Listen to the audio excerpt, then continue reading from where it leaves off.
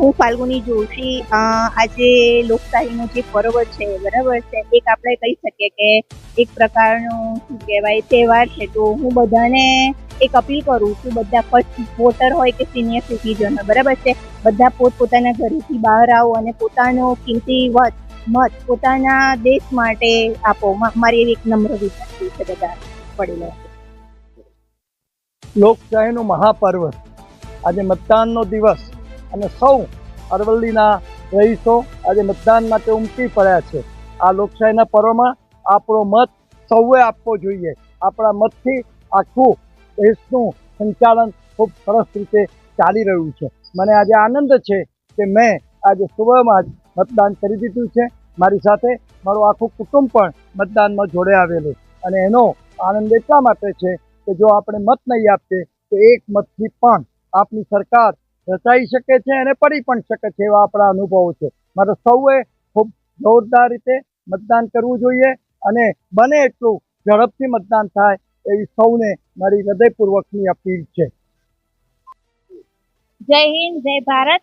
મારું નામ છે સીમાબેન સોની. આજે મેં મારા સંવિધાને આપેલા આપણને જે મતનો અધિકાર આપે છે તે તાકાતનો ઉપયોગ કરીને આજના આ મહાપર્વને, લોકશાહીના મહાપર્વના દિવસે મેં મારો એક મત આપી અને ભારત દેશની ઉન્નતિમાં હું સહભાગી બની છું. તેવી જ રીતે આપ સહુ ભાઈઓ તથા બહેનોને વિનંતી છે કે આપણે પણ આપણા સગા સંબંધી મિત્રોને મતદાન કરાવીએ, આપણે પોતે પણ કરીએ અને આ લોકશાહીના મૂલા પર્વનો ખૂબ જ આનંદથી ઉત્સવમાં ભાગ લઈએ અને ભારત દેશની ઉન્નતિના શિખરે સર કરવામાં સહભાગી બનીએ તેવી વિનંતી સાથે નમસ્કાર, હું યશવંત વ્યાસ. લોકસભાની ચૂંટણી અંતર્ગત આજે સવારના સુંદર માહોલની અંદર ગરમીની અસર હોવા છતાં પણ 7 વાગ્યાથી પ્રત્યેક બૂથ ઉપર એટલી બધી વિશાળ સંખ્યામાં ભાઈ બહેનોની લાઈન આપણને જોવા મળે છે. આ લોકશાહીનું એક મહાન પર્વ છે.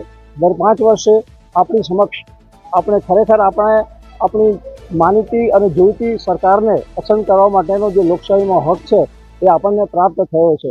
અને એ પ્રમાણે સૌને વિનંતી છે કે આપ સૌ દરેકે પોતાનો કિંમતી અને પવિત્ર મત સમયસર આ દિવસે આપીને આજના દિવસને એક ખરેખર રીતે ઉજવવો જોઈએ, એનો આનંદ માણવો જોઈએ.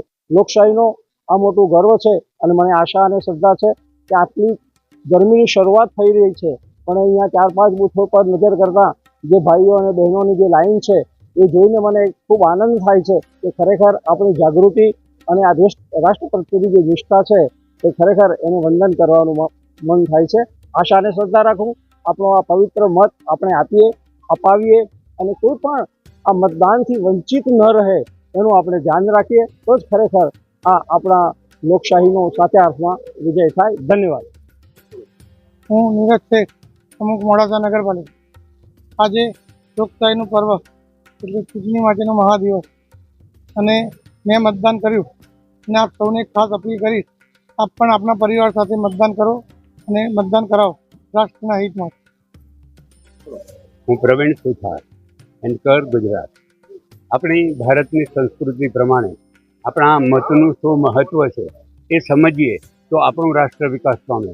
સમાજની કેડી પર ચાલતા ચાલતા આપણે આપણા ભારતને જેટલું ઉજ્જવલ બનાવી છે એનાથી પણ વધારે ઉન્નતિના શિખરો સર કરે એવા ભાવ સાથે તમને બધાને હું વિનંતી કરું છું કે ઘરમાંથી બહાર નીકળીને મત આપવા મતદાન મથક ઉપર પહોંચી જાઓ અને ત્યાં તમારો કિંમતી વોટ તમારા હૃદયમાં જે ભાવ જાગેલો છે એ ભાવ સાથે જોડી દો અને આપણા ભારતને ખૂબ ઉન્નતિના શિખરો પર લઈ જાઓ.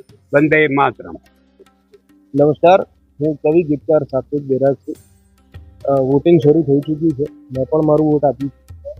વોટ કરો અને આ પડે કવિ કૃષ્ણદેવની કવિતા યાદ આવે, એક પણ ખોટો ના જાય મતદાનના સમયમાં, એમાં સાચો ના રહી જાય મતદાનના સમયમાં. વોટ કરો. આપનો વોટ ખૂબ જ અનિવાર્ય છે. પક્ષથી લેવા દેવા નથી, વોટ કરો, મતદાન સ્માર્ટ. જય શ્રી રામ. આજે 7 તારીખે એટલે કે લોકશાહી પર્વનું છે.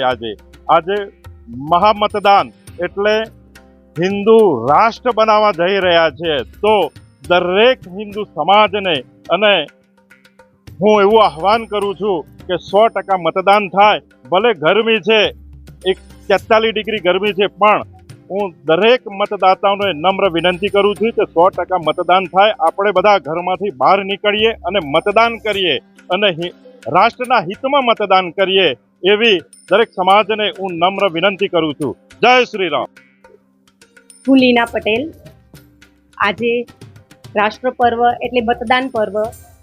આજે હું મારો મત આપવા આવી છું, મારો અધિકાર માગવા આવી છું અને રાષ્ટ્રહિત માટે સૌને પણ અપીલ કરું છું કે આપ પણ આપણો મત આપો અને પોતાનો અધિકાર સ્વયં માગો. જો તમે મત આપશો તો જ તમે તમારું અધિકાર માગવાના હકદાર છો, નહીં તો કંઈ પણ બોલવા માટે તમે સક્ષમ નથી. જો તમે મત આપો છો તો તમે રાષ્ટ્રહિત માટે કંઈક ભોગ આપી રહ્યા છો એવું પુરવાર થશે, નહીં તો નહીં થાય. હું મારો મત આપું છું, આપ પણ આપો અને રાષ્ટ્રને બચાવો. જય હિન્દ, જય ભારત.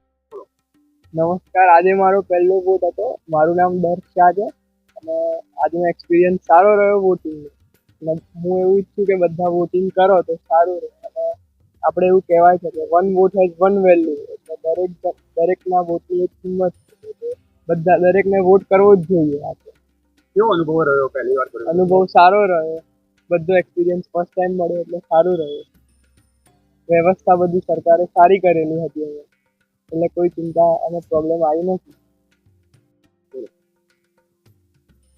આજે લોકશાહીનો પર્વ છે અને હું એક યુવા તરીકે આજે સવારમાં આવ્યો છું અને મેં મતદાન કર્યું છે.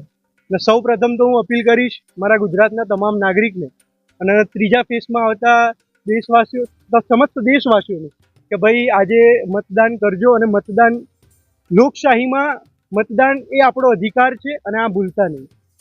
બીજી વાત કે આજે જે આ બૂથ કેન્દ્રમાં હું આવ્યો તો મને સરસ મજાની રંગોળી ને સરસ મજાનું જે ડેકોરેશન છે જોવા મળ્યું, જે કહેવાય ને કે આપણને આકર્ષિત કરે એમ, કે આપણને બહુ એ એક્સ્ટ્રા ઓર્ડિનરી લાગે એમ. એટલે બૂથ સખી કંઈક એવું થીમ આપીને સરસ મજાની રંગોળી પણ અહીંયા બનાવી છે અને તમે જુઓ તો સરસ મજાનું બૂથ શણગાર્યું છે.